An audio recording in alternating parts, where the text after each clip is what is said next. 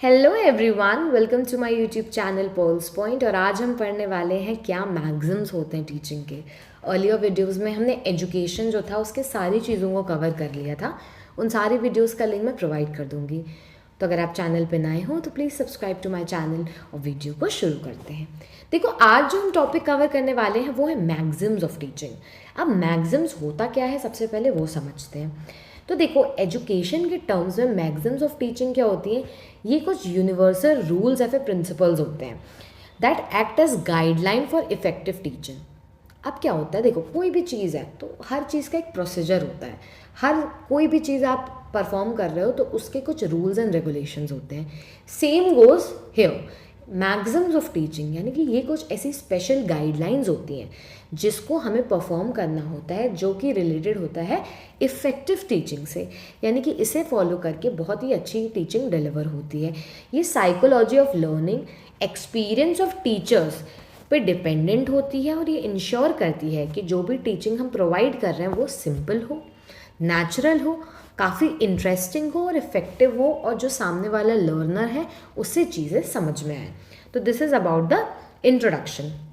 अब हम बात करते हैं, ये अलग अलग टाइप की होती हैं। तो सबसे पहला टाइप जो हमें देखने को मिलता है that is from known to unknown. देखो, मीनिंग्स की सबसे पहले अपन बात करें तो मीनिंग में क्या होता है कि teacher should begin with what the learner already knows and then gradually introduce new concept, है ना। इसमें क्या होता है कि जब भी कोई टीचर टीच करता है किसी भी आइडिया को, किसी भी कंटेंट को, तो उनका ध्यान ये रखना होता है कि सबसे पहले वो क्या टीच करें जो स्टूडेंट को पहले से आता है, फिर वो टीच करे जो उसे नहीं आता।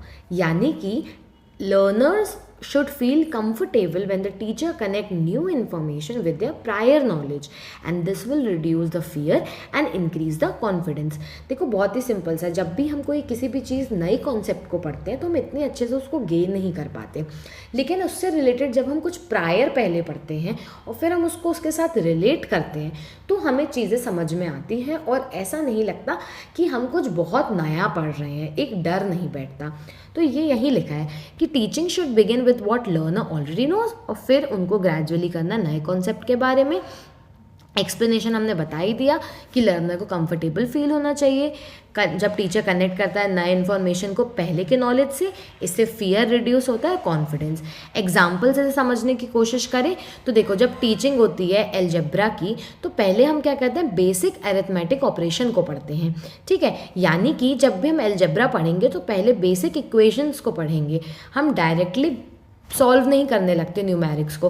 अगर फॉर एग्जांपल a+b का स्क्वायर हमें लर्न करना है तो हमें पता होना चाहिए कि इसको हमें सॉल्व करना है। अगर बुक में दिया गया है तो हमें पता है इसके लिए एक फॉर्मूला है कि हाँ, हमें इसका है a² b² + 2ab। तब जाके जो भी हमारा जो भी सॉल्व किया गया इक्वेशन है, जो हमें दिया गया है, हम वो सॉल्व कर पाएंगे। तो this is the first, from known to unknown. इसका रेलेवेंस क्या है, ये लर्निंग को काफ़ी आसान और मीनिंगफुल बनाता है। सेकेंड आ जाता है फ्रॉम सिंपल टू कॉम्प्लेक्स। देखो, मीनिंग में क्या होता है, सिंपल से कॉम्प्लेक्स की ओर जाना। हमेशा स्टार्ट करना होता है ईजी और सिंपल कॉन्सेप्ट से, फिर हम आगे बढ़ते हैं डिफिकल्ट और कॉम्प्लेक्स वंस पे, ठीक है। Explanation, the human mind learns better when it grasps simple ideas first. Once the foundation is clear, student can handle more complicated content. देखो, सिंपल, पहले एग्जाम्पल से समझो क्या बोलना चाह रहे हैं। देखो, हम एक वर्ड है, फॉर एग्जांपल हमें बच्चे को ग्रास हॉपर की स्पेलिंग सिखानी है, ठीक है। तो जब तक उसको GRASS छोटे छोटे वर्ड्स की, अल्फ़ाबेट्स की नॉलेज नहीं होगी, वो वर्ड फॉर्मेशन नहीं कर पाएगा। ओके, तो टीचर हमेशा पहले इन बच्चों को क्या सिखाएगा, वर्ड्स, फिर वर्ड्स, पहले अल्फ़ाबेट, फिर छोटे छोटे वर्ड सिखाएगा, फिर वर्ड से वो सेंटेंस फॉर्मेशन सिखाएगा। कि पहले सिखाएगा कि आपके नाम की स्पेलिंग क्या है, फिर कैसे बोलना है कि माई नेम इज़ XYZ। तो यही है कि सबसे पहले कभी भी टीचिंग में हम पहले सिंपल चीज़ें सिखाते हैं। सिंपल चीज़ें सिखाने के बाद फिर हम आगे कॉम्प्लिकेटेड कंटेंट को सिखाते हैं। इससे क्या होता है, क्योंकि अगर आपका फाउंडेशन स्ट्रांग है, अगर आपका बेस स्ट्रांग है, तो क्या होगा, आपकी लर्निंग जो होगी वो ईजियर होगी। इसका रेलेवेंस क्या है, ये कन्फ्यूजन को प्रिवेंट करता है और कॉन्फिडेंस डेवलप करता है। अब एकदम से अगर किसी को अल्फ़ाबेट का नॉलेज नहीं है और आप एलिफेंट की स्पेलिंग सिखाने जाओ तो वो उसे कुछ समझ नहीं आएगा। तो जब हम धीरे धीरे कोई भी चीज़ सिखाते हैं, सिंपल से कॉम्प्लेक्स की हो जाते हैं, तो टीचिंग क्या होती है, इफेक्टिव होती है। थर्ड आ जाता है फ्रॉम कॉन्क्रीट टू एब्स्ट्रैक्ट।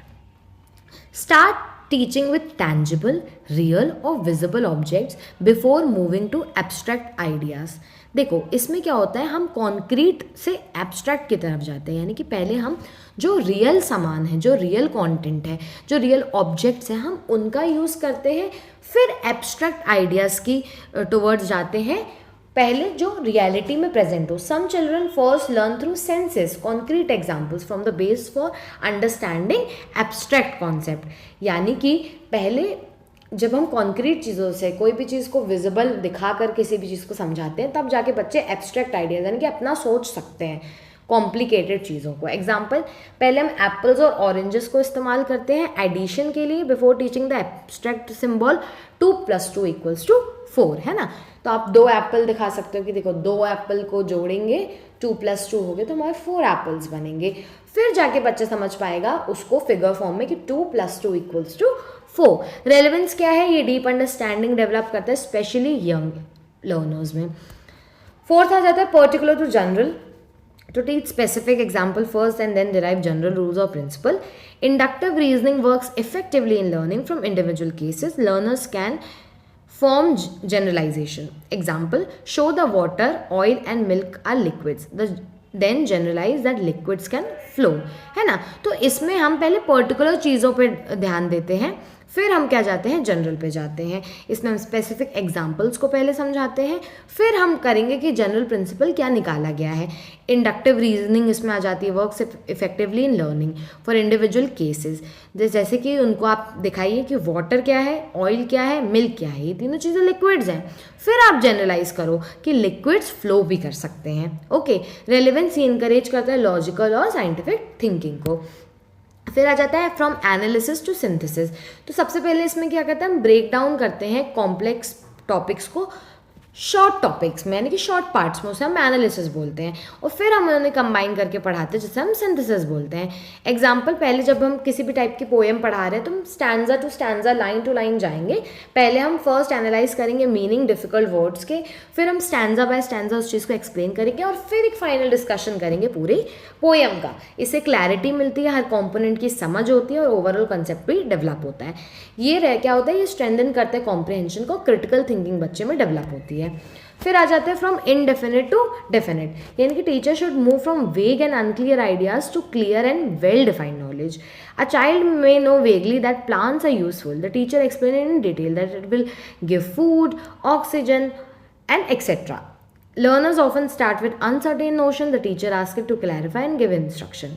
इसमें हम इनडेफिनिट चीज़ से डेफिनेट चीज़ पे जाते हैं। जो चीज़ें, जो कॉन्सेप्ट क्लियर नहीं है, जिनका मतलब नहीं पता है, वहाँ से शुरू करके उनको हम वेल डिफाइंड नॉलेज प्रोवाइड करते हैं। ठीक है, जैसा बच्चे को पता है कि प्लांट ज़रूरी है, तो अब टीचर का क्या रोल है, वो ये बताएंगे कि क्यों ज़रूरी है, वो क्या दे रहा है, वो क्या प्रोवाइड कर रहा है। तो ये सारी चीज़ें, इससे बहुत ही अच्छी एक्यूरेट अंडरस्टैंडिंग डेवलप होती है और मिसकंसेप्शन जो रहते हैं ये अवॉइड होते हैं। फिर आ जाता है from psychological to logical. Teaching should begin with a way that matches the learner psychology, then proceed logically and systematically. The child interest, age, ability should be considered first before applying the logical sequence. Example, while teaching history, start with stories, psychological approach, or then move to chronological events.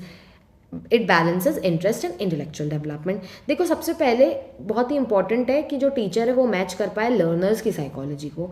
जैसे यहाँ पे बहुत अच्छे example से बताया गया है कि अगर आपको हिस्ट्री पढ़ानी है तो पहले आप स्टोरीज से स्टार्ट करो, जिसको हम साइकोलॉजिकल अप्रोच बोलते हैं। फिर जो भी क्रोनोलॉजिकली हुआ है ना, लाइन वाइज बेसिकली जो भी इवेंट हुए हैं उनको लॉजिकल अप्रोच में बच्चे के सामने रखो। इससे क्या होगा, इंटरेस्ट डेवलप होगा, इंटेलेक्चुअल डेवलपमेंट होगा। फिर आ जाता है फ्रॉम होल टू पार्ट। तो हमेशा होल कॉन्सेप्ट से शुरुआत करो और फिर धीरे धीरे उनको पार्ट्स में डिवाइड करो। Explanation, learner sometime grasp meaning better then to see the entire structure. Show the entire human body chart and then explaining. For example human skeleton पढ़ाना है आपको, ठीक है, तो हमारे सामने पूरा एक स्केलेटन है, तो पहले आप पूरा बताओ कि ये पूरा स्केलेटन है, ये पूरे इसके पार्ट्स हैं, ओके। फिर जाके हम उसको पर्टिकुलर करेंगे, हम पार्ट्स में जाएंगे कि ठीक है आज हम स्कल के बारे में डील करेंगे, कल हम लिम्स के बारे में डील करेंगे, ओके, फिर थोरासिक, फिर वो ये सारी पार्ट्स हो जाएंगे। इससे क्या होता है, कॉन्टेक्स्ट बच्चों को मिलता है, फ्रेगमेंटेड लर्निंग होती है, फ्रेगमेंट में डिवाइड हो जाती है लर्निंग, तो विच इज़ ईजी। अब एक ही क्लास में तुम पूरा ह्यूमन स्केलेटन पढ़ा दो, नहीं, पहले एक ओवरव्यू देते हैं, फिर क्या करेंगे हम एक एक पार्ट से स्टार्ट करेंगे। तो this is about going from whole to part. फिर आ जाता है एम्पेरिकल टू रैशनल। तो स्टार्ट विद प्रैक्टिकल एक्सपीरियंसेस, हमेशा प्रैक्टिकल एक्सपीरियंस से पढ़ाना स्टार्ट करना चाहिए, फिर उसके रीजनिंग और थ्योरी को बताना चाहिए, क्योंकि एक्सपीरियंसेस फाउंडेशन होते हैं किसी भी नॉलेज के लिए, और वो ज़्यादा इंपॉर्टेंट रहते हैं। अगर इंसान को, बच्चे को, कोई भी जो लर्नर है उसे थ्योरी इतनी अच्छी नहीं रहती जितनी होती प्रैक्टिकल, और अगर वो जो चीज़ है उसका फाउंडेशन अगर प्रैक्टिकल से जुड़ा हुआ है तो आगे जाके वो इतनी ही जल्दी याद भी रहता है और हम उसको अपनी मतलब बेटर लर्निंग होती है। एग्जाम्पल, स्टूडेंट पहले ऑब्जर्व करते हैं कि प्लांट जो रहते हैं वो सनलाइट के टुवर्ड्स क्या हो रहे हैं, ग्रो हो रहे हैं, ये क्या है, एम्पेरिकल चीज़ है। और फिर हम थ्योरी पढ़ते हैं फोटोट्रॉफिज्म की कि क्यों ऐसा हो रहा है। इससे क्या होता है, एप्लीकेशन ऑफ नॉलेज होता है रियल लाइफ में। फिर आ जाता है फ्रॉम एक्चुअल टू रिप्रेजेंटेटिव, यानी कि जो रियल थिंग्स होते हैं वो टीचिंग में इस्तेमाल होने चाहिए जब तक पॉसिबल किए, मतलब हो सके उनके सब्सटीट्यूट्स या फिर हम यूज़ कर सकते हैं जैसे कि मॉडल, पिक्चर, डायग्राम्स। तो उससे क्या होती है, इफेक्टिव लर्निंग होती है। जैसे कि आप रियल फ्लावर शो कर सकते हो क्लास में, अगर नहीं है आपके पास अवेलेबल है तो आप उसको चार्ट या मॉडल के फॉर्म में प्रेजेंट करते हो। एक्चुअल ऑब्जेक्ट्स क्या होते हैं, एक स्ट्रॉन्ग इंप्रेशन बच्चों में डेवलप करता है, और जो सब्सटीट्यूट है, फॉर एग्जांपल वो चीज़ रियल नहीं है लेकिन आपके पास चार्ट और मॉडल के फॉर्म में है, तो वो भी आप बहुत ही अच्छे तरीके से यूज़ कर सके, बच्चों पे बहुत अच्छा इसका यूज़ हो सकता है, लर्नर बहुत अच्छे से लर्न करता है। फिर ये इंप्रूव करता है ऑब्जर्वेशन को एंड विजुअलाइजेशन स्किल को। तो आई होप ये आपको क्लियर होगा कि क्या होती है मैग्जिम्स ऑफ टीचिंग। अगर ये आपको एग्जाम में आती हैं तो आपको हमेशा मैग्जिम्स ऑफ टीचिंग की पहले डेफिनेशन लिखना है, फिर आप चाहो तो एक फ्लो चार्ट के फॉर्म में या फिर एक क्लासिफिकेशन के फॉर्म में पहले उनके आप नाम लिख दीजिए और फिर थोड़ा थोड़ा सबको डिस्क्राइब कर दीजिए। इससे एक इफेक्टिव आंसर आप लिख सकते हो और आपको यूनिवर्सिटी एग्जाम्स में काफ़ी अच्छे मार्क्स मिल जाएंगे। तो अगर आपको कोई भी क्वेरी है तो आप कमेंट कर सकते हो और अपने फ्रेंड्स के साथ ज़रूर शेयर करना। Thank you so much guys.